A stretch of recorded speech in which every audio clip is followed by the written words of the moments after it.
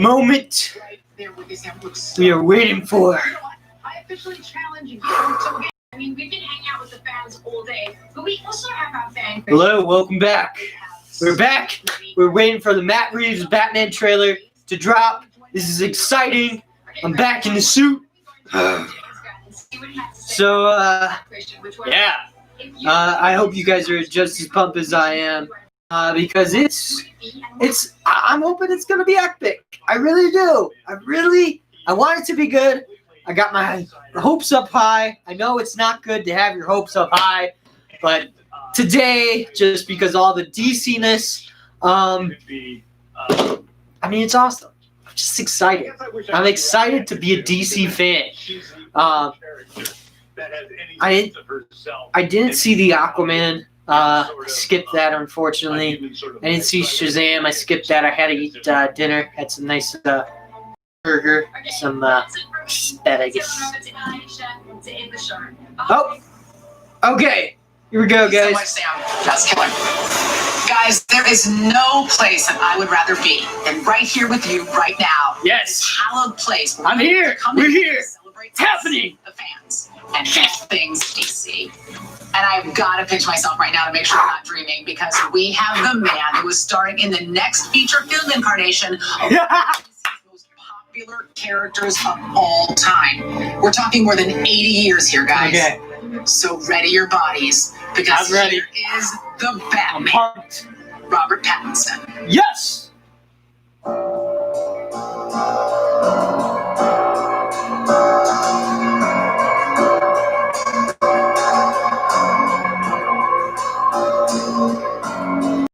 As many of you probably already know, we were in the beginning stages of production when COVID hit, so now I'm very anxious to get back to work and continue to form this beloved character. I've always been a massive fan.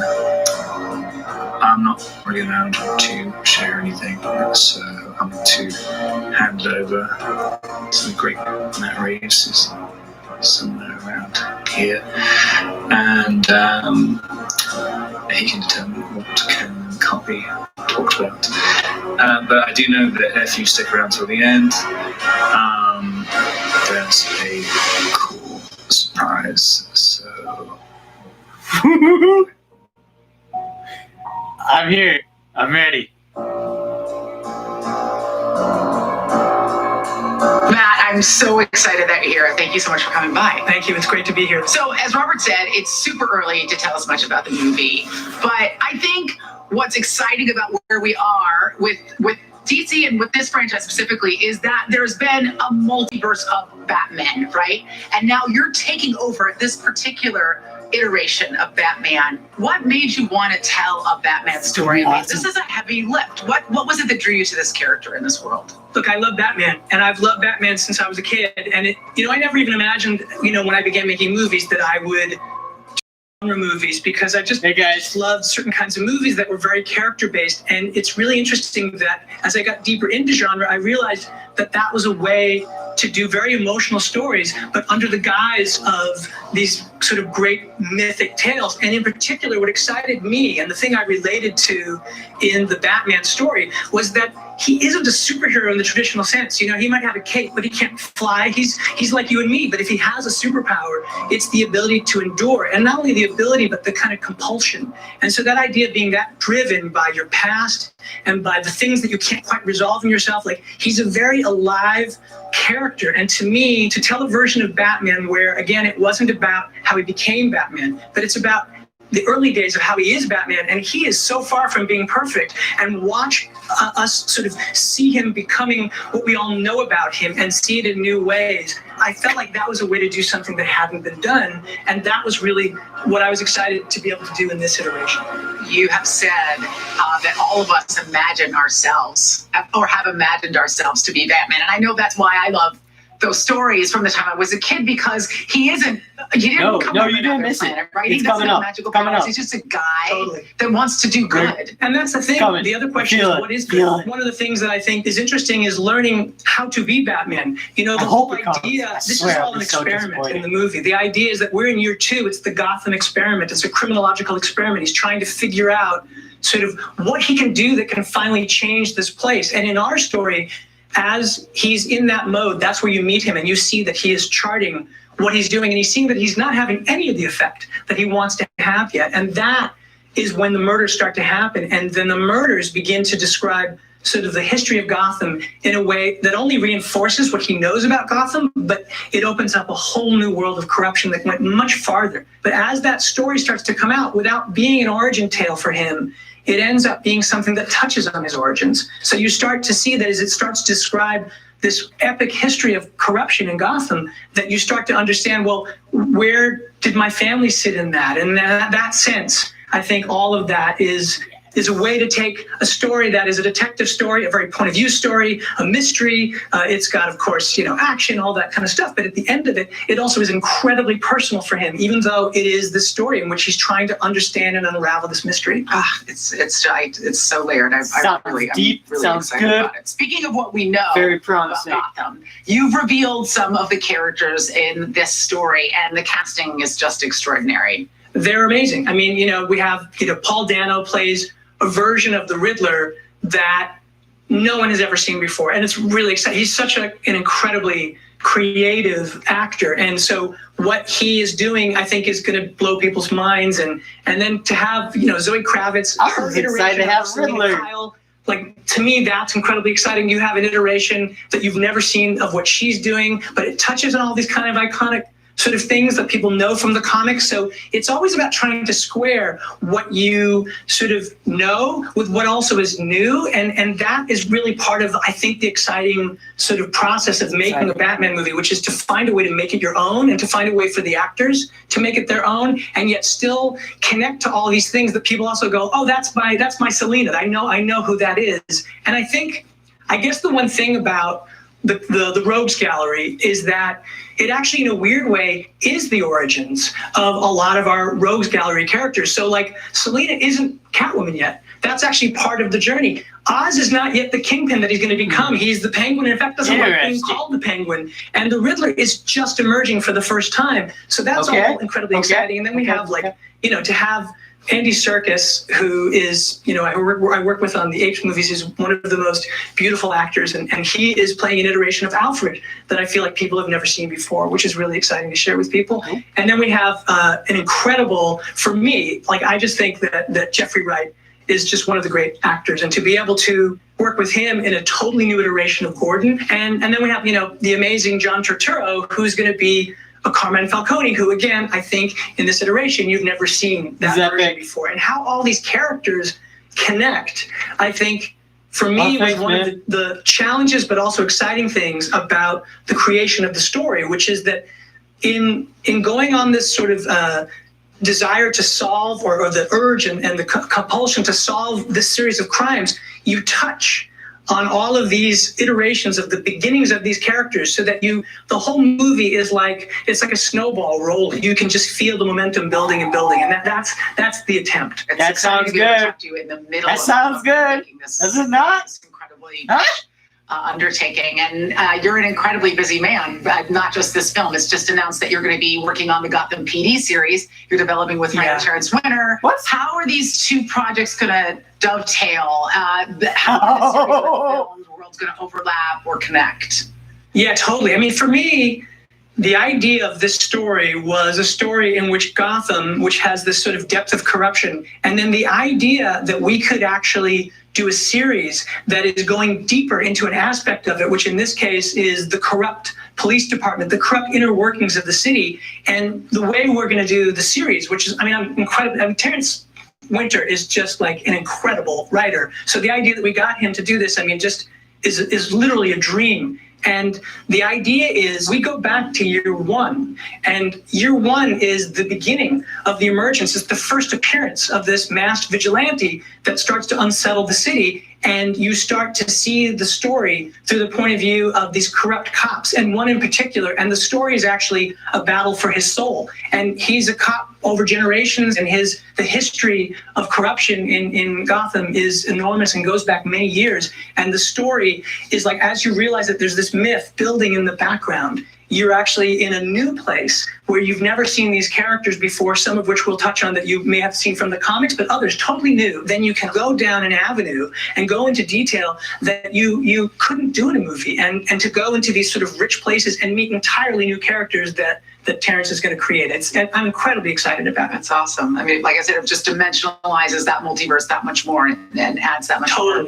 depth to it. Now, as you know, Matt, here in the DC FanDome, it's not just a celebration of all the superheroes and the villains that we love, but most importantly, it's a celebration of the fans. So we have some questions for you straight from the fanverse, okay? Okay, so, cool. Here we go. All right, this question comes from Arvin in the UAE, and he asks, when it comes to costume design and the collaboration processes behind it, to what extent were stars able to implement their own influence within the design? Oh, that's a good question. Actually quite a bit. I mean, we have, of course, an incredible costume designer, Jacqueline Duran, and the bat suit was designed by Glyn Dillon, and they're geniuses. I mean, it's great to work with them, but one of the things that's really important is being able to work with the actors. Like Rob had a very important part in designing the suit in that he had to be able to wear it, he had to be able to fight in it. And one of the things about this bat suit is that it's very practical. The whole idea is that he's made it himself. And so we need to be able to sort of see how it would fit on him in these ways that he could move, but also looked like it was something that was still evolving. And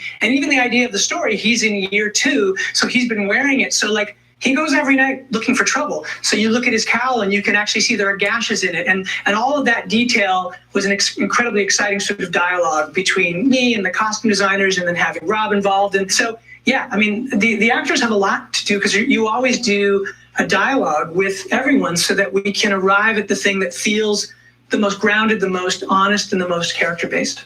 I'm just hoping everybody got pockets. You know what? I will tell you this. One of the big things that Rob actually talked to Christian Bale, and Christian Bale was like, just make sure you're going to be able to relieve yourself. So all of that was actually part of what was important to build into, which is like, okay, he needs to be able to put it on. He also needs to be able to live as a human being. Okay, here's a video question from Pedro in Brazil. Hi, I'm Pedro from Brazil. And I believe that one of the most important things about the whole Batman mythology is not just the characters such as Batman or the Joker, it's Gotham City itself. So I wanted to ask you, what should we fans expect to see from Gotham City in this film? Thank you. You're absolutely right. Like, it's just as important as any of the Rogues Gallery. It's sort of like the nature of what this place is and the history of it is critically important to our story. And one of the things that I really wanted to do, because it is the center of this story, especially the history of corruption in the city, was I wanted to present it in a way that was really fleshed out. I wanted it to feel like an American city you'd never been to. I mean, other iterations have, obviously the Burton one had very, very theatrical, beautiful sets. And Nolan had the version that he created in Batman Begins, and that was a great Gotham City. Parts of Chicago and parts of Pittsburgh. And what we're trying to do is create a version of it that you haven't seen before. So some of the locations that we've chosen, the idea is to take, let's say there's we have a Gotham Square. So that's like Times Square, right? Now, if we shot it in Times Square, then you'd be like, I guess Gotham is New York. But in our case, it's actually going to be Liverpool. And the idea is to go to Liverpool where there's all the sort of the foundation of the Gothic architecture, and then add all of the more modern structures through CG, but in a way that you're going to, when you see the movie, now that I've blown it, of course I've told you what it is, but you'll be like, hey, where's that city? Where did they shoot? And so the aspect of Gotham and realizing it has been, for me, one of the great pleasures in getting to mount the movie. That's cool. That's amazing. Evla from Germany says, it's already known that the movie is going to explore Bruce's second year as Batman. How do the citizens of Gotham perceive the vigilante? Oh, that's a good question. Because it's still early, and because he is a vigilante, which means he takes the law into his own hands. I mean, if you were in a city and there was a guy who dressed up as a bat and showed up out of the shadows and sometimes confronted those people and beat them up because he felt what they were doing was wrong, so that he could sort of put the fear of God in them about the crimes that they're committing, I think we would wonder, well, that guy sounds a little dangerous. He's not yet the vision of the character that he becomes, where he becomes a symbol of hope for the city. He's earlier in the trajectory, and so they're afraid of him, frankly. He's kind of a growing legend. I think there are some people who are wondering, does he exist? How exactly does he exist? And the legend is building day by day, and has been. He made his first appearance about a year and a half ago as we're in year 2. So yeah, the public is afraid of him. I mean, that's one of the things I think that he will confront. in the course of the story, and that Rob has to sort of deal with it, playing the character, which is the idea of how he's perceived. And speaking of Rob, Aditya in Indonesia has a video question. What was the best part of Robert Pattinson that he was chosen as the new Batman? I mean, the thing about Robert Pattinson is he's an incredible actor. I feel like the work that he's done in the last, I don't know, 6 years has been incredible. Like a friend of mine made a movie called Lost City of Z, and Rob appeared in that movie, and I was like, who is that guy? He had just such charisma, and Rob in the movie has this incredible beard, and you're like, who is that? And it's Rob, and Rob in The Rover, and Rob in Good Time. He is like a chameleon, and he's just such a gifted actor, and he's been working on his craft in this really incredible way, and he also happens to be a tremendous, passionate sort of fan of Batman the way that I am, and so it was an incredible thing to be able to connect with him and to share our excitement about the character and to work with him. I mean, you know, he looks like Batman, but more than anything, he has the soul of someone, I think, that can play a Batman like you've never seen before. Andy from Australia. I hope so. How long did it take to build the Batsuit, Batmobile, and Batbike? And did you have to build a set to create the Batcave? You know, it's funny. It's like stepping into your childhood in a certain way, because, you know, obviously the first thing you have to do is you have to craft a story that you think is worthy of the character. But then once you've done that, and it becomes like, oh yeah, we're making this movie, one of the things you have to do is you have to design a Batsuit. You have to design a Batmobile. You have to have a Batcave. You have to have Batbikes, all of the things that he's going to have. And so, you know, for me, that's been one of the exciting things. And that happened even before we were quite done with the last iteration of the script. You know, we'd already gone through passes, and it was quite clear what the vision of the world was being. While I'm writing, I actually already have a production designer on. And so he would be sending, as I'm writing scenes, I might send stuff to James, and he's like, oh, well, what about this for a Batcave? And so, yes, we had to build a set for it. But I think it's an incredibly original and different set. I think it's going to be really fun for the audience to discover what version of exactly this Batcave is going to be. The Batmobile definitely is in a comic book movie. They took a long time. You know, I mean, it's more Glenn came on quite vigilante early, movie, and we worked in the designing of it again as I was writing, and the idea of him being able to fight in it. And so they started illustrating, and I'd say we spent easily a year to do the Batsuit, and then to get into the Batmobile, and that, of course, that part's a dream. Wow. I mean, you know, the idea of getting to do your own version of the Batmobile is like, you're just kind of like, what? That's the incredible candy, right? Like the telling of the story is the hard work and trying to make sure that you're doing the right thing. And then when you get to dive into the idea of this car that, again, feels connected to this version of the character, a rounded version of the character, this is something that he built, and to try to get those kind of live scenes and imagine how all that works. It's been incredible. They're gonna drop a trailer. So much fun. Alejo from Argentina. Yeah, it's an interesting Batmobile. What will be the main difference between this Batman and the other incarnations from previous films? Oh yeah, well, I mean, I think, you know, as we said, it's not an origin tale, and you're meeting him in the early days. And for me, what's really important about this iteration is that, you know, a lot of the other stories are very much about how he had to master his fear and master himself in order to become Batman, and that in that Batman state, he's sort of in his best self. And I think for me, what was exciting was not doing that, not doing the origin, not doing what we'd seen done so beautifully in other movies, but instead to meet him in the middle of this criminological experiment, to see him in the becoming of Batman, and to see him make mistakes as Batman, and to see him grow and fail and be heroic, do all of the things that we associate with Batman, but in a way that felt very human and very flawed. The biggest fantasy, of course, as a kid would have been to be Batman. And so the idea of putting the audience in the shoes of that character and make the audience feel the way that he feels, I think that, to me, I hope is what's different about what we're doing, is to try and do it in exactly that sort of manner. And then, of course, the other things that are from the earlier history of the comics, like him being the world's greatest detective and how he got there, you know, those things have been touched on, but I don't know that they've been as central to the plot as they are in this particular Batman. So that's what I'm most excited about. Would be totally different. Cliff from Australia asks, what's one that deep we never cut really get to comic see fans might be surprised to see has inspired the Batman? You know, for me, because I wanted to get into the mindset of the character and I wanted to think of the psychology, for me, I think one of the cool deep dive ones was Darwin Cook's ego. He's confronting the beast that is Batman, and it's kind of duality. I mean, there's a lot in what is trying to do in the story about him confronting the shadow side of himself. The degree to which you have self-knowledge, you're able to understand your motivations. Hey. But he's broken, Batman. So while he's doing all of these things for the reasons that he thinks is right and that have a heroic sort of grounding in them, there's also many things that are driven by the parts of himself he doesn't yet know. And so I would say that kind of sort of psychological Jungian shadow side, that sort of version of it is very much connected to that vision from Darwin Cook from Ego. Yosef from Bolivia says, which non-Batman movie were Matt Reeves, yours, inspiration for the Batman? Oh, well, because the movie is a detective story, because it is a thriller in the sort of cop world, and because it's about corruption, we're treating this Batman story as if this could have happened. I mean, the idea is that, as I said, Batman doesn't have this sort of the ability to have sort of super heroic powers. He just has super heroic focus and super heroic drive. I do. And so for me, a lot of movies like Chinatown was a key one, because Chinatown, Jake Gittes, in investigating that sort of the series of crimes that were part of that story, he discovers the depth of corruption in Los Angeles. And so in that way, it's like a classic noir.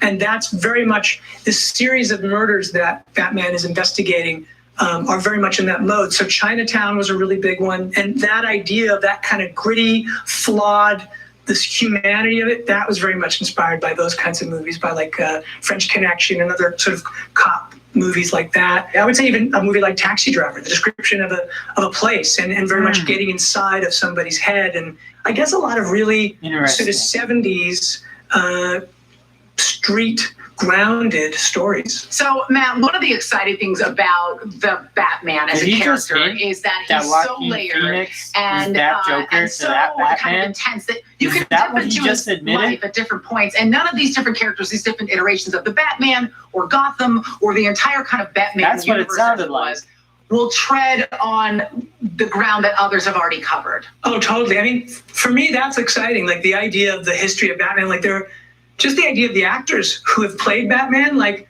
Adam West, when I was a kid, like Adam West, that was like, when I was 5 and watching him as Batman, like that blew my mind. I wanted to be Batman so badly. And then I remember when I was a little bit older and then Keaton came out of the scene with the Burton movie, I was so excited they were going to do a theatrical version of that. And then the iterations that have followed, like so many incredible people. I mean, Bale was amazing. I mean, incredible. Everything that Chris Nolan was astonishing. And I personally love Ben Affleck as Batman. I thought he was incredible. Like an iteration again that we hadn't seen. So like, in fact, I'm really excited because I know that they've got Zach is going to be doing the new Justice League cut of his that he didn't get to do originally, and now he's getting to do it, and I can't wait to see that. So for me, the idea that there are sort of, first of all, to be a part of history like that is an incredible thing, and I do think that that's one of the things. It's kind of like the comics, when you look at the comics, there are so many iterations of Batmans. There are so many different people's Batmans. There's Neil Adams' Batman. There's, of course, there's Bob Kane and Bill Finger's Batman, and there's Frank Miller's Batman. There's so many Batmans, and so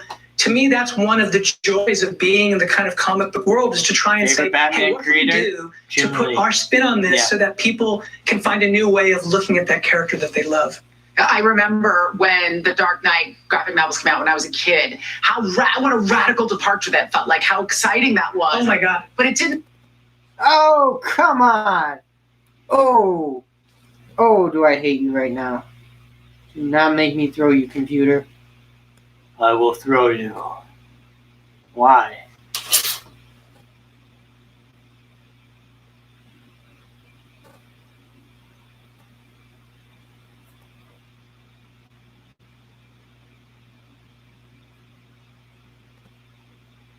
No! Ah!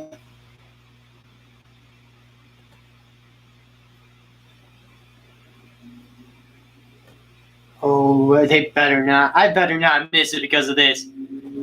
I swear if I miss it. I'm incredibly excited to share what is just the first tease of the movie. And I was so close. Like it. Oh, this is it. This is it. This is the moment. I've been waiting all day.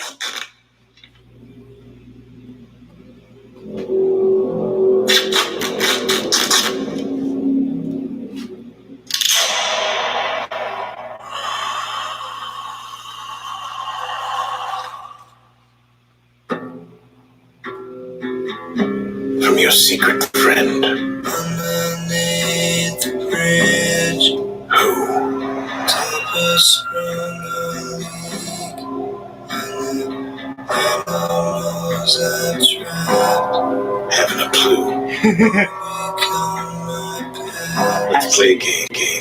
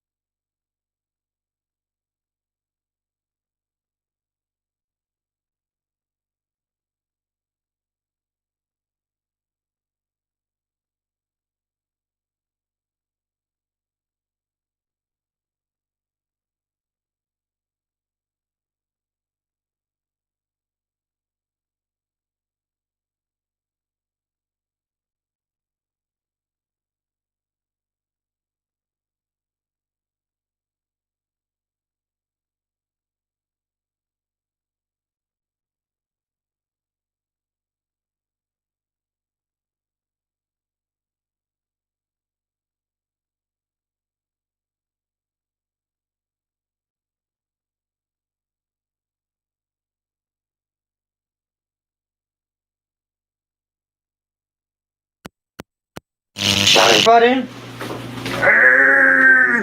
Okay, I hope you guys saw that on YouTube. I'm so sorry. Trailer, they gave us a lot. Like when he took off. So when he took off his cowl, his ears were a different shape. It's a different suit. Second, I noticed a lot from Christian Bale. Not Christian Bale. Christopher Nolan. From director to director, a lot was taken from that. I mean, you see him go up the staircase just like in Batman Begins. You also see the shot similar to the cop cars in The Night where Joker's hanging out. That's what it felt like. It's very, very interesting. It's like Batman just got thrown into a city and he's like, I'm here and I'm about to clean up. I mean, that's the feeling I got watching that. It's very exciting. Gives me a lot of hope. It's very interesting the way they colored it. I think it's a lot like the Gotham TV show. A lot. I mean, it's almost scary how similar that was to the Gotham TV show. I mean, I bet everybody's going to say that. I did get chills watching that. And that's not just because I'm wearing a cold vest, but that was freaking awesome. Very excited. I can't wait to see it. There was a sound of grappling gun. The Batmobile looked pretty dang awesome. The Batcave, very industrial type of underground railroad type of thing. You know, it's something that's been abandoned for probably years. That's what it looked like to me. This is just my first, you know, take on it. But yeah, I'm excited. Okay, guys. Well, thank you so much. I'm going to get out of this bat suit. But it has been awesome hanging with you guys. It's been awesome watching DC Fandom. I'd love to know your guys' thoughts in the comments section down below. Also, to comment, like, and subscribe. Share this video with your friends. And remember, I'm Batman. Especially today, I'm Batman. Well, we know who's Batman now. It's Robert Pattinson, for sure. I mean, whew! And Commissioner Gordon. Oh, I totally forgot. Freaking awesome. He nailed it. Yes, as soon as he came on the screen, I'm like, yep, that's Commissioner Gordon. For sure. No doubt in my mind. So, yeah, freaking awesome. All right. Well, guys, like I said before, thank you so much for watching. I'll see everybody in the next video. I'm Eli. And also, have fun. Bye-bye. Adios. Thank you. Bye.